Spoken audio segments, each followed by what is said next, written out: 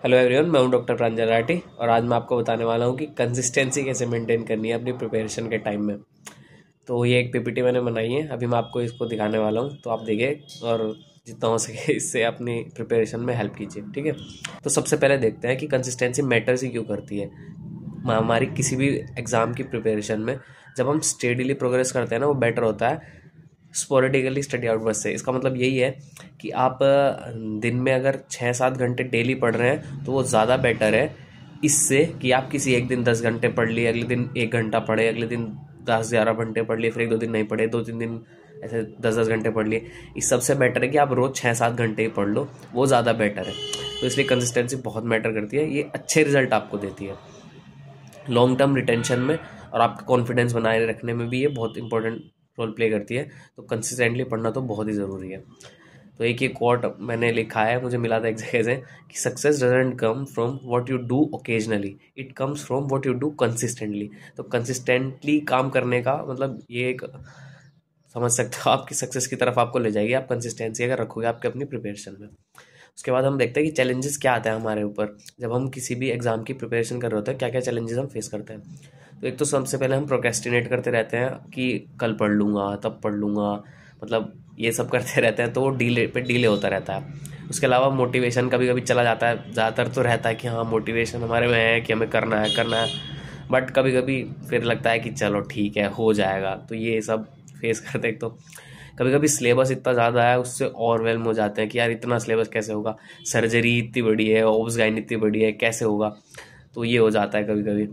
इसके अलावा peer pressure, अब मेडिकल प्रोफेशन में हम देखते हैं इतना पीयर प्रेशर रहता है, उसने पीजी हो गया है, उसका लास्ट ईयर हो गया था, मेरा अब तक नहीं हुआ है, उसकी रैंक आ गई ऐसे, या फिर वो पढ़ रहा है मैं नहीं पढ़ रहा हूँ, ये सब मतलब बहुत कुछ होता है भीतर। तो इसके अलावा डिस्ट्रैक्शंस और अनएक्सपेक्टेड इंटरप्शंस, कभी कुछ हो गया, घर में कोई प्रॉब्लम हो गई, इधर उधर कुछ हो गया, अब तैयारी सही चल रही थी इंटरप्ट हो गई बीच में। तो ये भी होता है डिस्ट्रैक्शन, अलग अलग तरीके के सबकी लाइफ में कोई ना कोई डिस्ट्रैक्शन होता ही है। तो ये सब चैलेंजेस होते हैं, तो इनसे तो मतलब कोप अप करना ही है हमको। तो क्या क्या कर सकते हैं मैं वो बताता हूँ आपको। एक तो आप रियलिस्टिक गोल अपने जो है सेट कीजिए, अपने सिलेबस को ब्रेक डाउन कीजिए, कैसे, डेली टास्क में और वीकली माइलस्टोन्स में। इसका मैं आपको एग्जांपल के तौर से आपको बताता हूँ कैसे करना है। जैसे अगर डेली टास्क में मैं आज लेता हूँ कि आज मुझे बायोकेमिस्ट्री में मेटाबॉलिज्म ख़त्म करना है, और वीक का जब मैं लेता हूँ माइलस्टोन, तो मैं वीक में ले लेता हूँ कि मुझे माइक्रोबायोलॉजी और पैथोलॉजी ये दोनों रिवाइज करने हैं इस वीक। तो ये हमारा वीक का हो गया है।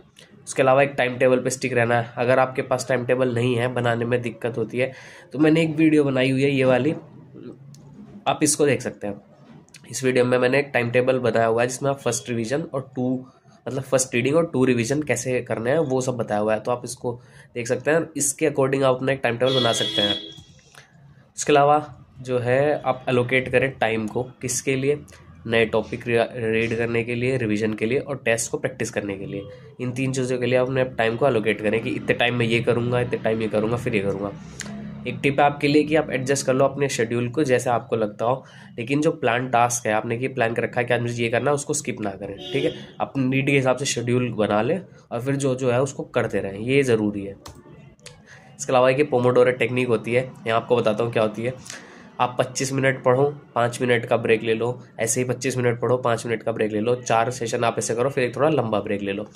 ऑल्दो ये टेक्निक मैं बस सिर्फ रिकमेंड करूँगा शुरू के फेज़ में ही, जब आपकी पढ़ाई मतलब नहीं सही से हो रही है, बिल्कुल नहीं हो रही है, आप शुरुआत कर रहे हैं तैयारी की, तब ये करो। उसके बाद तो आपको कंटिन्यूसली 1-1 घंटा तो मिनिमम बैठना पड़ेगा, 40-45 मिनट तो मिनिमम, एक ब्रेक लेने से पहले। ये शुरुआत के टाइम में आप कर सकते हो, जब आपका फ्लो नहीं बन रहा है, यहाँ पे पढ़ाई सही से नहीं हो पा रही है, तब आप इस टेक्निक का यूज़ कर सकते हो। लेकिन बाद में नहीं, बाद में तो आपको 3-3, 4-4 घंटे भी जो है बैठना पड़ेगा, क्योंकि एग्जाम में भी आपको बैठना ही है। तो तब आप ऐसे माइंड को ये आदत नहीं डाला सकते हो कि मुझे 25 मिनट बाद ब्रेक ही मिलना। हाँ, शुरू के टाइम में आप ये टेक्निक यूज़ कर सकते हो। ये कैसे वर्क करती है, एक तो ये आपका फोकस एनहेंस करती है और मेंटल फटीग कम करती है। अब जब आपको आदत हो जाती है पढ़ने की 8-8 घंटे, 9-9 घंटे, उसके बाद तो दिक्कत होती है, लेकिन शुरुआत के फेज़ में मेंटल फटीग आ जाता है, थोड़ा देर पढ़े एकदम फटीग आ जाता है। तो इसलिए अच्छा है कि आप थोड़ा थोड़ी देर पढ़ने के बाद थोड़ा थोड़ा ब्रेक लेते रहो। ब्रेक लेते रहोगे तो मेंटल फटीग नहीं आएगा, यही है इसमें। तो ये पोमोडोरो टेक्निक भी आप यूज़ कर सकते हो। इसके अलावा रिवाइज करना है रेगुलरली, क्योंकि रिवीजन ही ऐसा चीज़ है मतलब जिससे आप रिटेन कर सकते हो लंबे समय तक। लंबे समय तक आपको रिटेन करनी है कोई भी इन्फॉर्मेशन, तो उसके लिए रिवीजन तो ज़रूरी है। पीरियडिक रिव्यू करो आप अपने, डेली करो कि आपने पिछले दिन क्या पढ़ा था उसका एक रिकैप कर लो, और वीकली वो सब्जेक्ट मतलब वो टॉपिक कवर करो जो आपने उस पूरे वीक पढ़े हैं। ये भी कर सकते हो कि जो आपके वीक हैं, मतलब आपके जो कमज़ोर हैं, उस वीक टॉपिक, जो कमज़ोर टॉपिक रहे उसको भी पढ़ लो दोबारा से, तो वो भी अच्छा ही है। तो वीकली आप रिव्यू कर सकते हो। एक ही टिप है, आप फ्लैश कार्ड या समरी नोट्स यूज़ कर सकते हो। ये आप खुद भी बना सकते हो, और टेलीग्राम वगैरह पे भी बहुत अवेलेबल रहते हैं। हर सब्जेक्ट के, हर यूनिट के अलग अलग फ्लैश कार्ड रहते हैं। उसमें इंपॉर्टेंट से जो पॉइंट होते हैं उस टॉपिक से रिलेटेड या उस सब्जेक्ट से रिलेटेड वो होते हैं, तो आप उसको देख सकते हो। इसके अलावा हेल्दी रहो। हेल्दी कैसे कैसे रहना है उसके मैंने कुछ टिप्स लिखे हैं, वो आप देख लो। एक तो आपको स्लीप, सबको पता है कि 6 से 8 घंटा सोना ही सोना है। उससे कम सोओगे तो सही नहीं है। ना सही से पढ़ पाओगे, ना सही से इन्फॉर्मेशन रिटेन रख पाओगे। तो 6 से 8 घंटा आपको सोना ही है। उसके अलावा डाइट अच्छी लो, अच्छी अच्छी चीज़ें खाओ, नट्स फ्रूट्स वेजीज वगैरह लिखी हैं। इसके अलावा आपको जो अच्छा लगता है वो खाओ, बट फास्ट फूड इधर उधर का ये सब थोड़ा अवॉइड करो तो ज़्यादा अच्छा है। एक्सरसाइज 15 मिनट ही सही, लेकिन रोज़ अगर एक्सरसाइज कर लोगे तो अच्छा रहेगा। हमें पता है एक्सरसाइज करते हैं तो एंडोर्फिन्स निकलते हैं, और एंडोर्फिन्स जो होते हैं वो आपका मूड को सही रखते हैं। थोड़ा मोटिवेटेड रहोगे, ऐसे फटीग फील नहीं करोगे।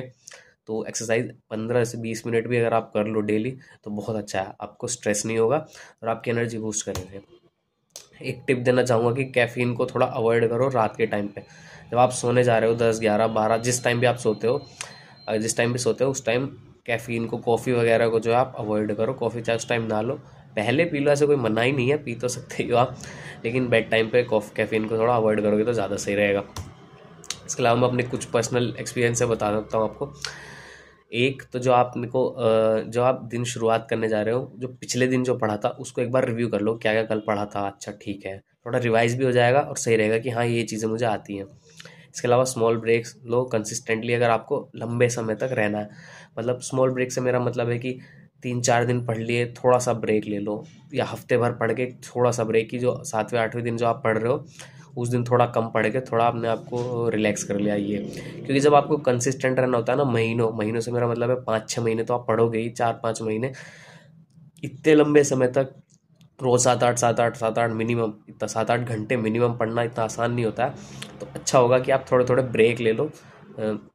महीने में 2-3 ब्रेक चलेंगे, ठीक है, इतना तो आप ले सकते हो। उसमें आप कुछ भी अपना जो आपको अच्छा लगता है वो कर सकते हो, सही रहेगा। क्या है कि सेलिब्रेट करो स्मॉल विंस को मोटिवेटेड रहने के लिए। अब ये स्मॉल विन से क्या मतलब है मेरा, जैसे आज मैंने मेडिसिन ख़त्म कर ली, मतलब मैं 8-10 दिन से मेडिसिन पढ़ रहा था, 10-12 दिन से जितने से भी, और आज मेरी मेडिसिन ख़त्म हो गई, तो आज मैं थोड़ा सेलिब्रेट कर सकता हूँ।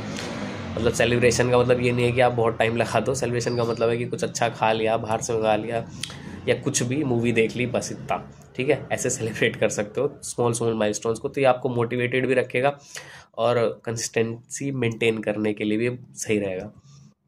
इसके अलावा एक प्रो टिप तो यही है कि आप ये ढूंढो आपके लिए बेस्ट क्या है, आपके लिए क्या वर्क करता है, और फिर उस पर स्टिक रहो।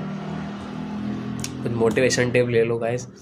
तो एक तो अपने गोल्स को फोकस रखना है, ठीक है। आप अपनी ड्रीम स्पेशलिटी कॉलेज वो थोड़ा दिमाग में रख के चलो, रेडियो करनी है, मेडिसिन करनी है, डर्मा, ऑब्स गायनी सर्जरी, पीडिया, जो भी करना है अपना दिमाग में रखो कि यार हाँ वहाँ तक जाना है, उस ड्रीम तक जाना है। और फिर कॉलेज भी अगर है कि ये ब्रांच उसी कॉलेज से करनी है तो मतलब और ज़्यादा मेहनत करने की ज़रूरत है, उसको हमेशा दिमाग में रखोगे, गोल पे फोकस रखोगे तो आप पढ़ते रहोगे, कंसिस्टेंसी मेंटेन रहेगी। इसके अलावा जब भी आप डिमोटिवेटेड फील करो तो अपनी प्रोग्रेस को देख लो कि हाँ तब मैं इतना पढ़ रहा था, अभी इतना, कम से कम इतना तो पढ़ रहा हूँ, इतना हो गया है और हो जाएगा, ऐसे थोड़ा रखो, डिमोटिवेटेड नहीं होना।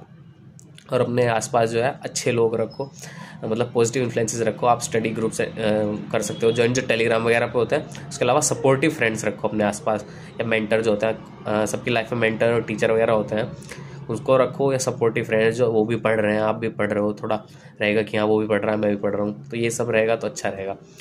इसके अलावा लास्ट में यही कहना चाहूँगा, success is the sum of small efforts repeated day in and day out.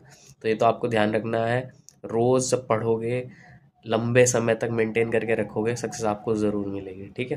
तो थैंक यू, और सब्सक्राइब वगैरह कर लेना, ठीक है, थैंक यू।